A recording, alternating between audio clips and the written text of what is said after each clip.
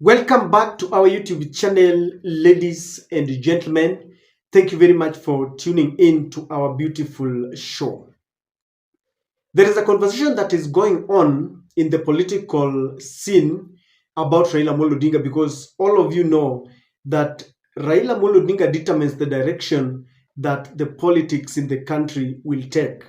You hate him or love him, Raila will always dictate the politics of this nation, and he has survived in very many years dealing with the successive governments from the late President Moi, the late President Kibaki, the retired President Uhuru Kenyatta, and now he is deeply entrenched, directly or indirectly, in the Ruto administration. And you know, Raila Amolo Odinga is one person who is being monitored by the local deep state and the international governments. Anytime Raila moves out of the country, they will always want to know where he is, whom he was with, what they are discussing. So recently, Raila flew to Dubai, and the photo that you see on your screen has been, trending. And the reason why this photo is trending, people tried to link it to the events that have taken place just a few days after Raila released that photo. Because that photo was taken in Dubai, and that is Raila with his long-term friend Joe, who is the former governor, the immediate former governor of Mombasa, and Junet Mohammed, who is a member of a Somali community, but is a member of parliament in Suna East, at the heart of Luo Nation. After that photo, the man you see at the far right is as many people have named him the Dubai tycoon. And I was looking at people, there are people who tell me that this man has been with Raila over the years, that is not the first photo that they take together. Some 2 years ago they were together. So after that photo, we saw Meg Whitman rushing to Raila's home, and we do not know what Meg discussed with Raila Odinga, because the only thing that Raila shared is that we talked about the floods and the US investment in the country, and then they talked about the African Union Commission chairmanship. Of course, I have refuted what they're telling us, because floods and investment, US investment, is not something that they can, discuss so much about with Raila Amolo Odinga. After that, Raila went to Mukuru, Kwenjenga, Raila went to Embakasi South to show solidarity to the people who had been affected by the raging floods. But the Kenya Kwanza team did not take it kindly that Raila attacked William Ruto, because in that moment, Raila called William Ruto clueless, a government that does not care about her people. And many people have said, and they're trying to link this picture with Uhuru Kenyatta, that Uhuru Kenyatta is this man who was never seen, but they might have met in Dubai. And the reason why you would not blame those who are trying to link this picture to Uhuru and trying to link it to the reason why Meg Whitman was in Raila's current home and the way Raila behaved is because of two things. One, Uhuru Kenyatta is one man who opposed even the dialogue, the Bomas dialogue team, because he was saying that it was meant to hoodwink Kenyans. He had thought that maybe one man, one shilling, one vote would be entrenched there. And he opposed it because some of the things that they had proposed with Raila were thwarted in court when Ruto went to court, and now they wanted to bring them back. Number two, anytime Raila Amolo Odinga wants to go for a serious mission, you will never see him carrying people like James Orengo. James Orengo will be needed where we need some legal interpretation. He will always carry Junet Mohammed. And I want to give you an example. When he went for the handshake with Uhuru Kenyatta, it was only Junet and Winnie Odinga who were there, who accompanied him. And it tells you that anytime they have a serious mission, you will not see him with the very low politicians that are always very close to him. So when he carried Junet Mohammed and Joho, people knew that this was a serious mission. And the last thing is, Raila explodes when he meets some people outside the country. After the 2022 elections, when Raila came back and started, complaining about his victory, and he wanted to compel William Ruto to open the server, he had gone to South Africa, for those who remember. And when he came back, it was said that he met someone. He told us that even met someone from the Western countries, and they asked him whether in their country they would allow a presidential election result where part of the team that are managing that election, like for us in IEBC, Cherera 4, disagreed with the result that Chebukati gave. And he told us that those people told him that in such a scenario, that election cannot stand. So Raila was from South Africa, and he came back, and it was very explosive. He started with Kamkunji 1. You remember then Jacaranda and all this. So when he went and came back and started, exploding and attacking William Ruto, people, it raised eyebrows. And it is believed that when he met Uhuru Kenyatta there, Uhuru might have talked him out of the AU, African Union Commission chairmanship. And the man that you see, this tycoon, is believed to have told him the intrigues within the AU seat, because it is being rumored that the lady from Somali has got the support base of all the francophone countries.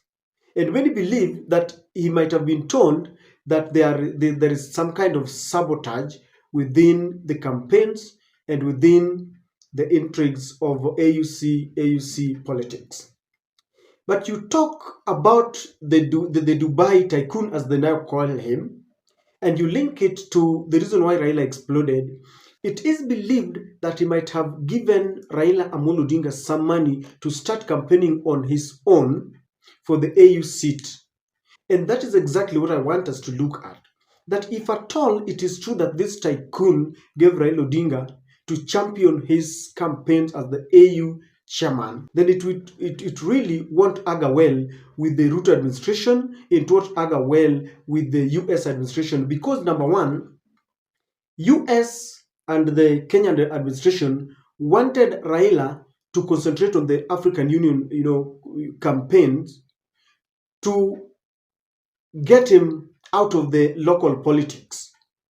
And in that, there was a kind of an agreement that if Raila is going for the African Union Commission, seat, then he must adhere to certain conditions. And number one was to stay away from the Kenyan politics, not to criticize William Samoei Ruto. And for some times, he has kept quiet. He has kept off criticizing William Samoei Ruto.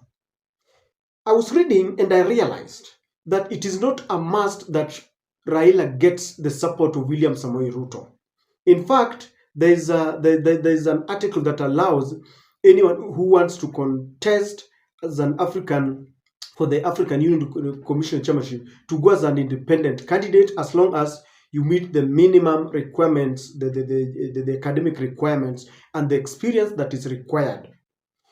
It is also believed that William Ruto can barely help Raila when it comes to campaigns within the African Union front. Because in the East Africa alone, Raila has got a better relationship with the African leaders compared to William Ruto. You take Uganda, Tanzania, Sudan, Congo, you realize that they don't read from the same page with William Samoei Ruto, because William Ruto has angered them in one way or the other, but Raila has got a better relationship.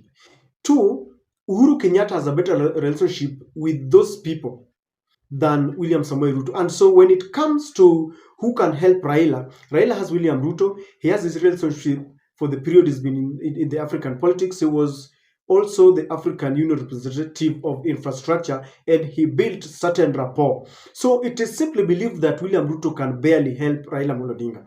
So if at all this man gave Raila money to start campaigning, because there are many other vested interests. In as much as US and the Western powers think that the only people who have got interest in Kenya, there are several interests who could have come in. So if at all they gave Raila money, then it means that Raila would detach himself from William Samoei Ruto. And if at all he campaigns on his own, being helped by people like Uhuru Kenyatta, being helped by people like Olusegun Obasanjo and Ramaphosa from South Africa, then this will dent William Ruto, because it will expose William Ruto as a man who does not have networks in Africa. It will also let them not have the political mileage, because you've seen them say that they want to create a job for Raila Amolo Odinga, and so they're telling him, can you be quiet as we create a job for you. This kind of political mileage will go, and they will not take it. And this is something that William Ruto really wants to remain as the man who procured a job for Raila Amolo Odinga. So if Raila would go on his own, depending on his friends in South Africa, it will really dent Ruto. It will also, it won't argue well with the American government. Why? If they support Raila's mission and Raila gets this seat, then the US would want Raila to champion their cause. But you see, if Raila goes there on his own without the support of the USA, if he detaches himself with his own money given by this tycoon and many other countries who are opposing US, then it means Raila will go against the US ideas like LGBTQ, like overdependence on the dollar, overdependence on the loans from IMF, because we have become a slave, and Raila will be talking against some of these things. Remember when William Ruto first took oath of office, he championed the cause of a Pan-Africanist. And he was talking about how we can move away from the dollar. Yet he was just a Trojan horse being used by the US. So Raila will be talking about the unity of Africa, and this is something that the US does not want. It has really taken the lives of people like Gaddafi and many other African leaders who are talking about unity. So if Raila goes there on his own, he would really go against the US policy, champion a cause that US does not like. And this is believed, it is the reason why Meg Whitman rushed to try and understand exactly what they were talking about. Now, Raila will not be compromised, because, as I said earlier, they want to appear as if they have created a job for Raila. So the anytime Raila talks, they will tell him, keep quiet. And they would want Raila to keep silent when things are going wrong in the country. I know there is a policy that when you are there, you might not delve into the local politics or any other politics within the African Union, but Raila cannot keep quiet when things are going wrong. He can take that opportunity as the head of the African Union Commission chairman to condemn what is happening in his country, just the same way he can condemn maybe a coup, he can condemn atrocities against some innocent citizens in any other country. He can do that. And they don't want this, because if they give him that job, as they say, then they will really feel that they have authority over Raila. But if Raila goes there on his own, then Raila will be free to speak, to criticize in his capacity as the chairman. Raila will also not be gagged, because if he was given money, as it's being rumored, if they had a deal between him and this tycoon, as it is being said, is his friend and he has funded Raila over the years, then Raila can get that seat, work for 2 years, then he comes back in 2027 fully reloaded, because Kenyans are tired. Experts are saying that William Ruto is easy to beat in 2027, because even those who voted for them, for the Kenya Kwanza team, are very tired. They have said as much, with all the taxes and the floods and the crisis and corruption and wastage. So they are very tired, and they don't fear to say as much. So it is believed that if Raila goes there on his own without the support of the USA, without the support of Ruto as they want it to appear, then he will be at liberty. He will work for 2 years, 2026, he will come back and launch his campaign. He will have stayed away from the Kenyan politics, taking a sabbatical leave. People would have tasted the wrath of William Samoei Ruto to an extent that will be very tired. They will have been pushed to the wall, and Raila will come back and launch his very last attempt to be the 6th president of the country. And so, ladies and gentlemen, his meeting with this Dubai tycoon has really raised a lot of eyebrows, and it is believed it is the reason why the Kenya Kwanza team went on a rampage. People like Kimani Chungwa and Aaron Cheruiyot went on rampage because they suspect something happened, and Meg Whitman went there, but it seems Raila rejected any request, any orders, any hoodwinking, and that is why he decided he would criticize William Samoei Ruto. He has also made it very clear that he will still go for the AU seat, but it is only 2 hours he will be coming back to Kenya. I don't know what you think, ladies and gentlemen, but something is cooking, and there is more than meets the eye.